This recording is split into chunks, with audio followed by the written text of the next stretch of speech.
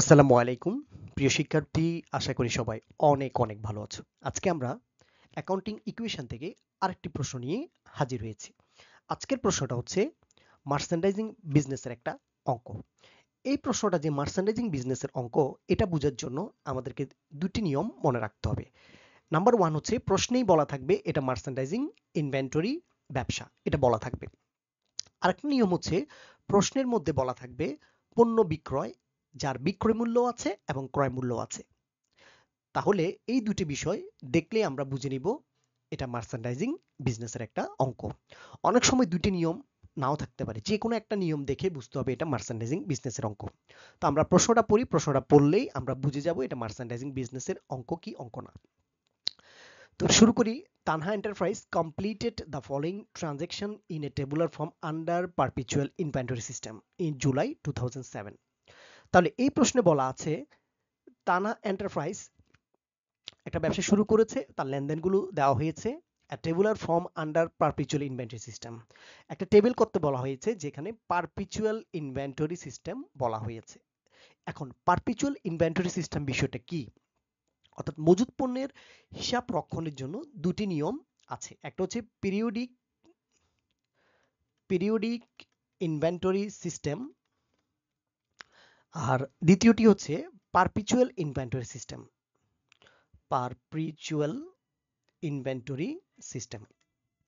Periodic মানে হচ্ছে কালান্তিক মজুদ, অর্থাৎ যেটাকে আমরা পুরাতন বা পুরনো নিয়মের একটা পদ্ধতি বলতে পারি। আর পারপিচুয়াল এটাকে বলা হচ্ছে অবিরত বা নিত্য মজুদ বা দৈনিক মজুদ, অর্থাৎ যখনই আমরা পণ্য ক্রয় বিক্রয় করি তখনই হিসাবভুক্ত করা হয়, সঙ্গে সঙ্গে হিসাবভুক্ত করা হয় বিদায় এটাকে বলে পারপিচুয়াল ইনভেন্টরি সিস্টেম।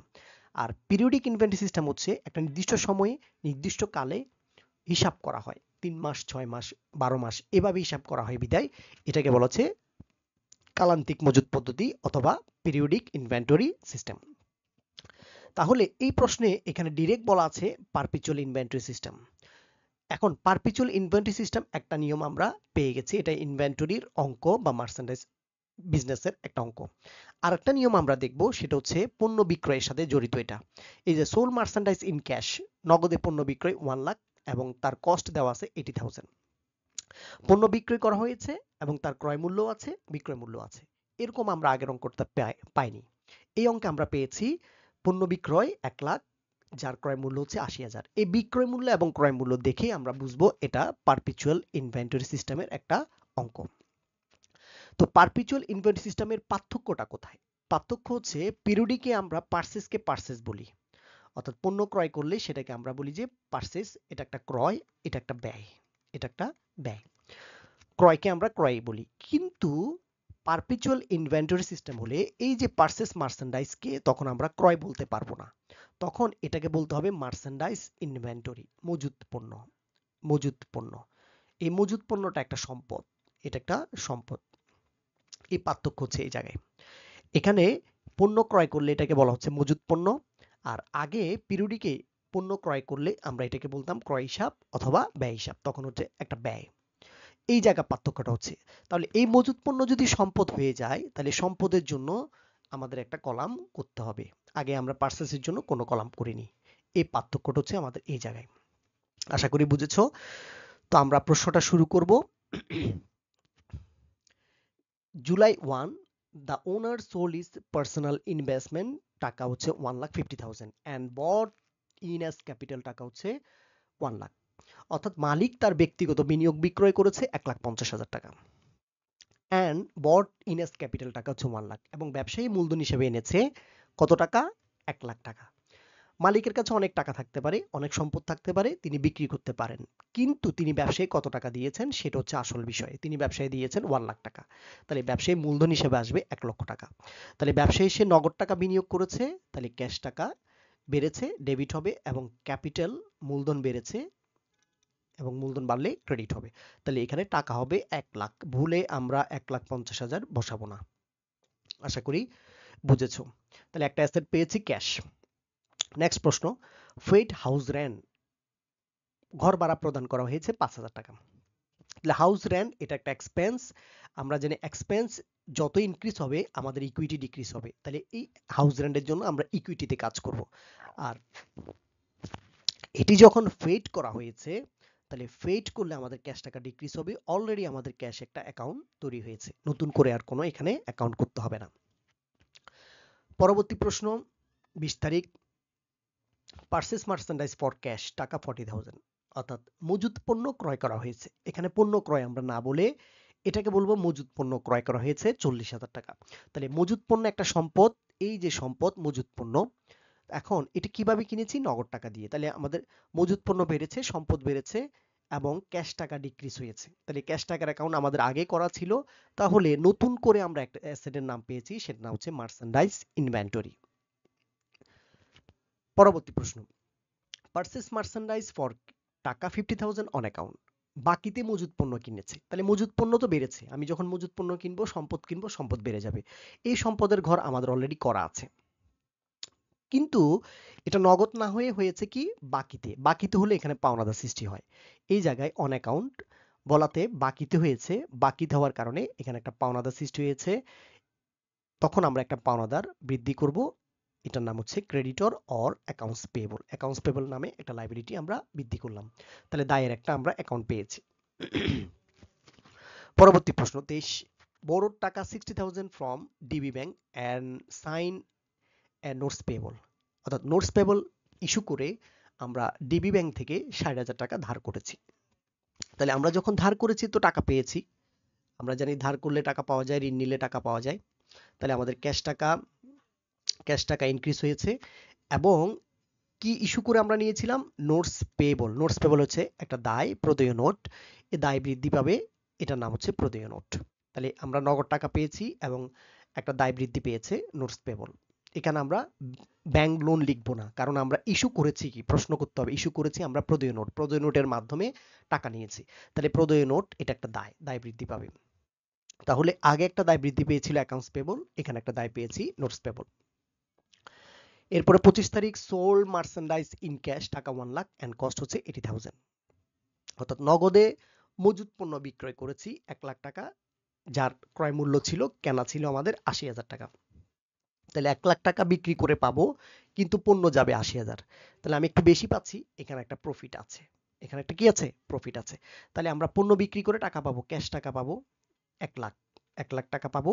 এবং আমাদের পণ্য চলে যাবে, ক্রয়কৃত পণ্য ছিল আমাদের 80,000 টাকার, 80,000 টাকার পণ্য চলে যাবে। তাহলে এই যে 20,000 টাকা আমার এখানে একটা লাভ হচ্ছে। লাভ হলে আমাদের আয় বৃদ্ধি পায়, আয় বৃদ্ধি পেলে সেটা আমরা ইকুইটিতে করব। অঙ্ক করার সময় বিষয়টা আমরা আবার বুঝাবো। তাহলে ইকুইটি বৃদ্ধি পাবে, লাভ বৃদ্ধি পাবে আমাদের 20,000 টাকা। এরপর হচ্ছে সোল মার্চেন্ডাইজ টু জামান, জামানের কাছে পণ্য বিক্রয় 50,000, যার ক্রয় মূল্য হচ্ছে 40,000। তাহলে জামান হচ্ছে আমার দেনাদার, দেনাদার বৃদ্ধি পাবে। তাহলে আমাদের 50,000 টাকার দেনাদার বৃদ্ধি পাবে, কিন্তু আমার পণ্য চলে যাবে 40,000 টাকার, পণ্য চলে যাবে 40,000। তাহলে এখানে একটা আমার লাভ হয়েছে। লাভ হলে আমাদের ইকুইটি বৃদ্ধি পাবে, ইকুইটি বৃদ্ধি পাবে আমাদের 10,000। তাহলে দেনাদার নামক একটা সম্পদের ঘর পেয়েছি, এবং মার্চেন্ডাইজের ঘর আমরা আগেই করেছি, নতুন করে কোনো ঘর দরকার নেই। আচ্ছা, এখানে আমাদের পণ্য চলে যাচ্ছে 40 এবং দেনাদারের কাছে আমরা টাকা পাচ্ছি 50, 10,000 টাকা আমরা লাভ পেয়েছি। এরপরে পেমেন্ট রিসিভ অন অ্যাকাউন্ট 50,000, অর্থাৎ আমাদের যে বাকি টাকা আমরা পাইতাম, এই বাকি টাকা আমরা এখন পেয়ে যাচ্ছি 50,000 টাকা, যেটাকে বলে পেমেন্ট রিসিভ অন অ্যাকাউন্ট, বাকি টাকা পাওয়া গেল। অর্থাৎ আমাদের যে আগের দেনাদার কাছে টাকা পেতাম, ওই টাকাটা আমরা এখন পেয়ে যাচ্ছি 50,000 টাকা। তখন যা বাধা হচ্ছে আমাদের cash debit, account receivable credit হবে। তাহলে ক্যাশ এর অ্যাকাউন্ট আমাদের করা আছে, অ্যাকাউন্ট রিসিভেবল এর আমাদের অ্যাকাউন্ট করা আছে। তাহলে নতুন করে কোনো অ্যাকাউন্ট করতে হচ্ছে না। একদম সর্বশেষ প্রশ্ন, পেইড অ্যাডভার্টাইজিং বিল ফর টাকা 44,000, অর্থাৎ বিজ্ঞাপন বিল বাবদ আমরা 4,000 টাকা প্রদান করেছি। তাহলে বিজ্ঞাপন একটা খরচ হয়েছে, অ্যাডভার্টাইজিং এক্সপেন্স বৃদ্ধি পেলে ডেবিট হয়, এবং পেইড যখন করেছি ক্যাশ টাকা কমেছে, ক্যাশ ক্রেডিট হবে। তাহলে অ্যাডভার্টাইজিং এক্সপেন্স হলে আমাদের ইকুইটির সাথে কাজ হবে, এটা হবে ইকুইটির সাথে কাজ। এবং ক্যাশ ক্রেডিট মানে হচ্ছে ক্যাশ অ্যাকাউন্টের সাথে কাজ হবে, আমাদের কাজ হবে ক্যাশ অ্যাকাউন্টের অলরেডি আমাদের ঘর করা আছে। তাহলে এখানে নতুন করে কোনো ঘর বা কলাম আমরা এখানে পাইনি। এখন আমরা পুরো প্রশ্ন থেকে কয়টা অ্যাসেট পেয়েছি, কয়টা লাইবিলিটি পেয়েছি, এটা একটা আইডেন্টিফাই করব। তাহলে আমরা প্রথমে অ্যাসেট পেয়েছি ক্যাশ, একটা অ্যাসেট। আমরা 2 নাম্বার অ্যাসেট পেয়েছি মার্চেন্ডাইজ ইনভেন্টরি। 3 নাম্বার অ্যাসেট পেয়েছি আমরা অ্যাকাউন্টস রিসিভেবল, 3টা অ্যাসেট আমরা পেয়েছি। এরপর আমরা লাইবিলিটি আইডেন্টিফাই করব। আমরা লাইবিলিটি পেয়েছি একটা অ্যাকাউন্টস পেবল, আরেকটা লাইবিলিটি পেয়েছিলাম আমরা, নোটস পেয়েবল, দুইটা লাইবিলিটি পেয়েছি। তাহলে তিনটা অ্যাসেট, দুইটা লাইবিলিটি, আরেকটা কলাম করব সেটা মাত্র ইকুইটির জন্য। ঠিক আছে, ইকুইটির জন্য আমি এগুলো একটু মুছে দিচ্ছি।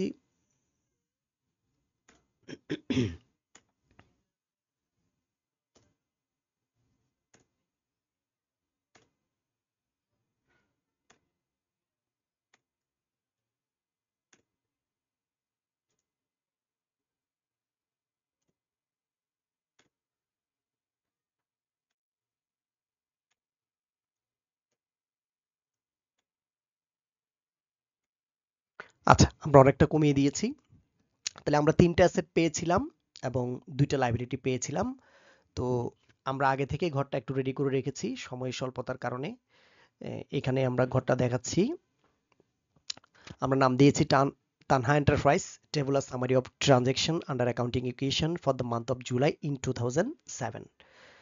আচ্ছা, এখানে বরাবরের মতো আমরা ছকটা আগে থেকেই রেডি করে রেখেছি। ডেট দিয়েছি, অ্যাসেটের মধ্যে আমরা তিনটে অ্যাসেট পেয়েছিলাম, cash, merchandise inventory, accounts payable, এবং লাইবিলিটি পেয়েছিলাম দুইটা, অ্যাকাউন্টস পেয়েবল এবং নোটস পেয়েবল। আর এদিকে আমরা ইকুইটির জন্য একটা ঘর করেছি। আমরা ইকুইটি দিয়ে চারটা কাজ করি, চারটা ইকুইটির এলিমেন্ট হচ্ছে চারটি। তাহলে আমরা চারটা কাজ এখানে একটু দেখিয়ে দিই। Capital, revenue, expense and drawing, এই চারটা এলিমেন্টের কাজ আমরা ইকুইটিতে করব। তাহলে আমাদের অ্যাসেট তিনটা, cash, merchandise, inventory, account receivable, এবং লাইবিলিটি হচ্ছে আমাদের অ্যাকাউন্টস পেবল, নোটস পেবল। এ হচ্ছে আমাদের লাইবিলিটি অ্যান্ড ইকুইটি। এখানে আমরা রিমার্কসের জন্য ঘর করেছি। রিমার্কসে ইকুইটিতে যা বসে তার জন্য রিমার্কস করতে হয়। আশা করি বুঝেছো। আমরা অঙ্কটা শুরু করা। তাহলে প্রথম জুলাই 1 থেকে শুরু করব। The owner sold his personal investment 1,50,000 and bought in as capital টাকা 1 লাখ, অর্থাৎ 1,50,000 টাকার একটা বিনিয়োগ বিক্রি করে তিনি 1 লক্ষ টাকা ব্যবসায়ী দিয়েছেন। এটার মিনিং হচ্ছে এটা। তাহলে ব্যবসায়ী দিয়েছেন 1 লক্ষ টাকা, তাহলে ব্যবসায়ীর 1 লক্ষ টাকা ক্যাশ টাকা বেড়েছে এবং ক্যাপিটাল বেড়েছে 1 লক্ষ টাকা। তো এখানে আমরা ইনভেস্টমেন্ট লিখতে পারি অথবা ইনভেস্টেড ক্যাপিটাল লিখতে পারি। ইনভেস্টেড ক্যাপিটাল, মূলধনে বিনিয়োগ করা হয়েছে। আচ্ছা, তাহলে 1 লক্ষ টাকা, এটাকে আমরা ব্যালেন্স করে নিব, যোগ করে নিলে 1 লাখ, আর এদিকে হচ্ছে আমাদের 1 লাখ। পরবর্তী প্রশ্ন, পেড হাউস রেন্ট 5,000, ভাড়া প্রদান করা হয়েছে 5,000 টাকা। তাহলে ভাড়াটা হচ্ছে একটা এক্সপেন্স।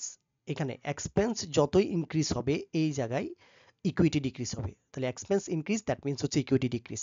তাহলে 5,000 টাকার আমাদের ইকুইটি ডিক্রিজ হবে এবং এটা ফেড করলে আমাদের ক্যাশ টাকা ডিক্রিজ হবে। তাহলে ক্যাশ টাকা ডিক্রিজ হয়েছে 5,000। এটাকে আমরা রিমার্কসে লিখবো, কারণ ইকুইটিতে বসলে আমরা বলেছি রিমার্কস লিখবো। তাহলে এটা হচ্ছে রেন্ট এক্সপেন্স, এটা হচ্ছে আমাদের রেন্ট এক্সপেন্স।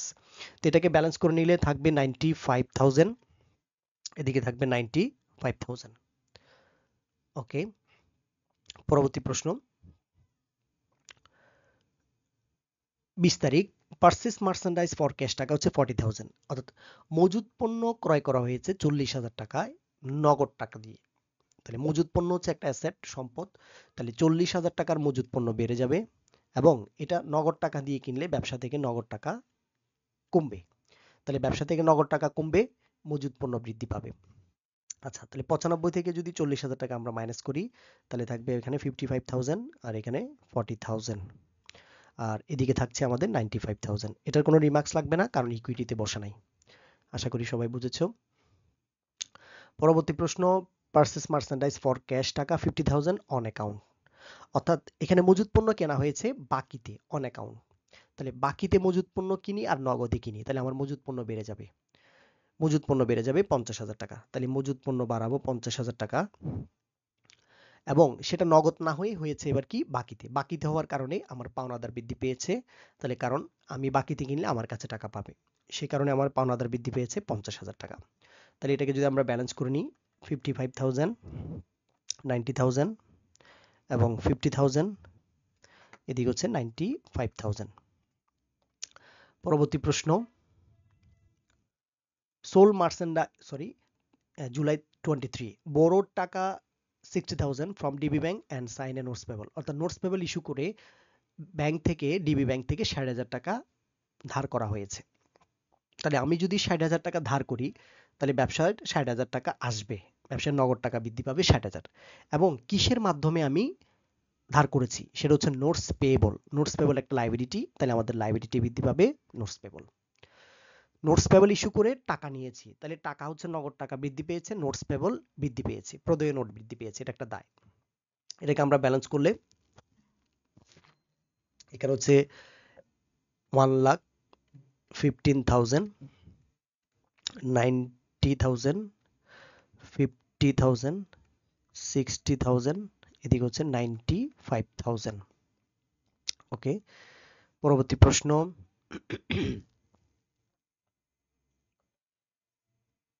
পরবর্তী প্রশ্ন, July 25, sold merchandise in cash, টাকা 1 লাখ এন্ড কস্ট হচ্ছে 80,000। খুবই গুরুত্বপূর্ণ প্রশ্নটা। অর্থাৎ পণ্য বিক্রি করা হয়েছে 1 লক্ষ টাকা, কিন্তু ওই পণ্যর ক্রয় মূল্য ছিল 80,000 টাকা। অর্থাৎ 80,000 টাকা আমি একটা পণ্য কিনেছিলাম, এটা 1 লাখ টাকায় আমরা কি করেছি, বিক্রয় করেছি।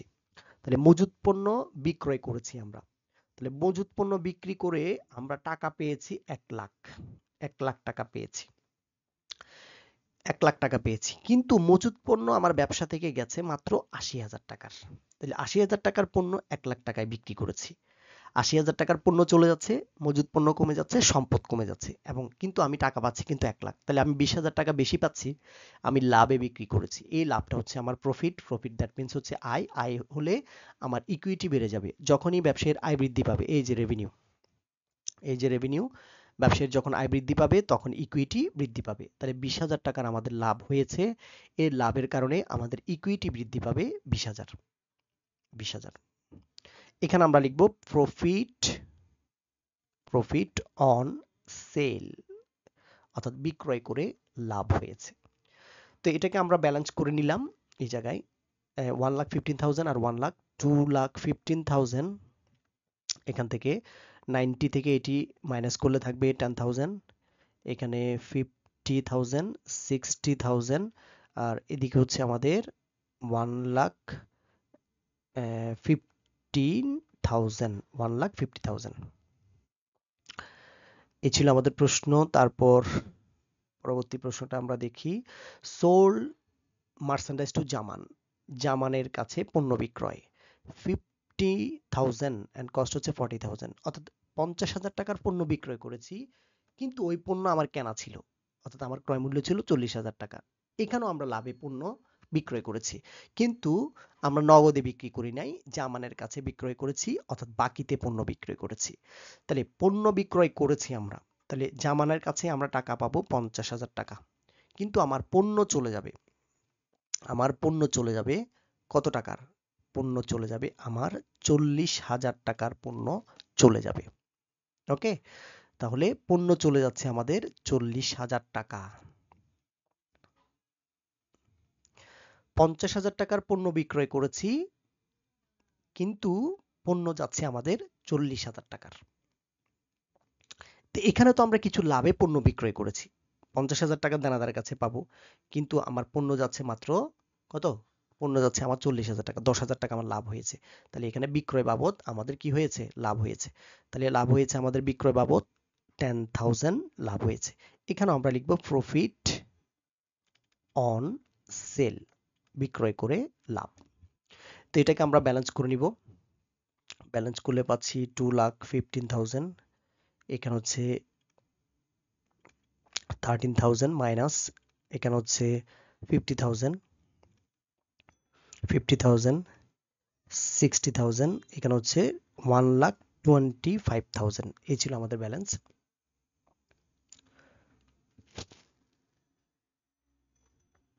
তো আমাদের পরবর্তী প্রশ্ন আমরা দেখছি, payment received on account, payment received on account 50,000, এটা হবে 50,000, পেমেন্ট রিসিভড অন অ্যাকাউন্ট 50,000, অর্থাৎ দেনাদার কাছ থেকে আমরা 50,000 টাকা পেয়েছি।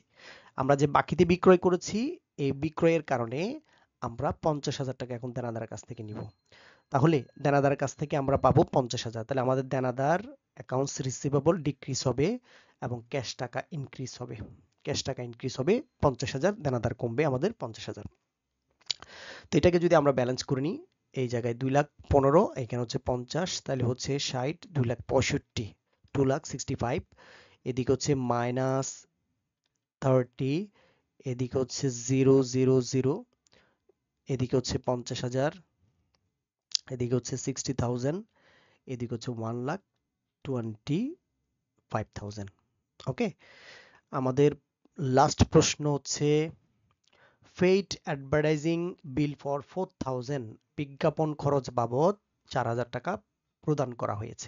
তাহলে বিজ্ঞাপন একটা খরচ, খরচ ইনক্রিজ, ব্যয় ইনক্রিজ হলে ইকুইটি ডিক্রিজ হয়, তাহলে ইকুইটি থেকে কমবে 4,000। এক্সপেন্স ইনক্রিজ, দ্যাট মিনস হচ্ছে ইকুইটি ডিক্রিজ, এবং এটা ফেড করা হয়েছে, ফেড করলে আমাদের ক্যাশ টাকা ডিক্রিজ হবে। তাহলে ক্যাশ টাকা ডিক্রিজ হয়েছে এবং ইকুইটি ডিক্রিজ হয়েছে, এখানে লিখবো আমরা অ্যাডভার্টাইজিং এক্সপেন্স, অ্যাডভার্টাইজিং এক্সপেন্স। এখন এটাকে আমরা ব্যালেন্স করে নিব। 2,65,000 থেকে 4,000 মাইনাস দিলে 2,61,000 মাইনাস 30,000, এটা হচ্ছে 0, এদিকে হচ্ছে 50,000, 60,000, এদিকে হচ্ছে আমাদের 1,21,000। এখন আমরা এটাকে টোটাল করে নিব। আমাদের অ্যাসেট হচ্ছে এখন বর্তমানে আছে দুইটা, একটা মাইনাস ফিগার, একটা প্লাস। তাহলে 2,61,000 থেকে 30 যদি মাইনাস করি 2,31,000 অ্যাসেট আছে আমাদের, ঠিক আছে।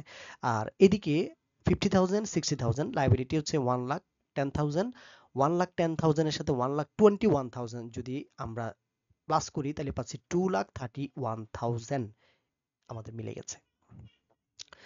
তাহলে এই অ্যাসেটগুলো যোগ করে আমরা টোটাল করলাম, লায়াবিলিটিস এন্ড ইকুইটি যোগ করে আমরা টোটাল করেছি।